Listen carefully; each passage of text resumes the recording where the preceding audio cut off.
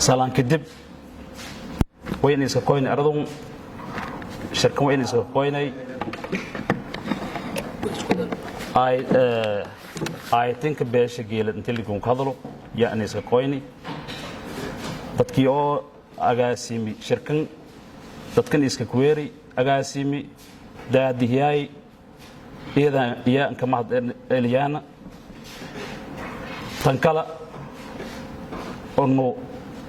qabiil oo wiino gobolada dagaawana geelad dad jaro qabiil oo aradan koonfur galbeed iyo jubbaland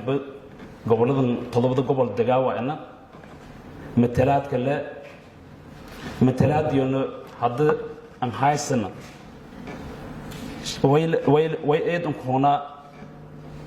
dawladan koonfur galbeed todoba afar sano hadda hamoodi rafaadka la kulmi dabaatada la kaay dad oo horeeya eed ku hadalay way la qabay dadkaas la qabo tan kala way lana dalkan doorasho in baahanyi hoob koonfur galbeed dirsamadii hore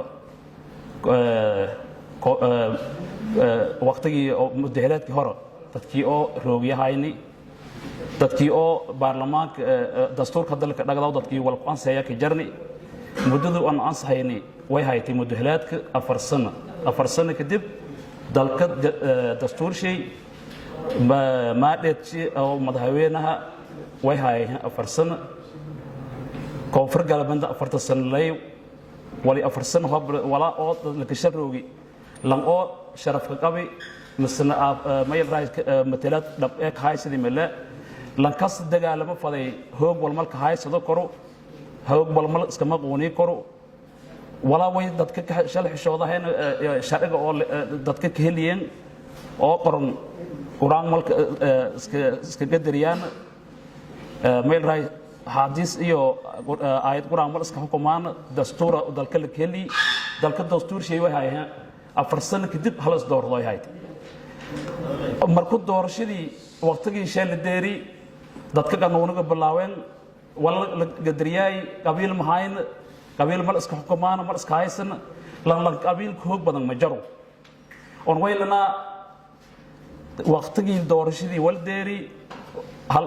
hal balood wal jaraan hadda ma dhadkii inta dhamaaday la rooga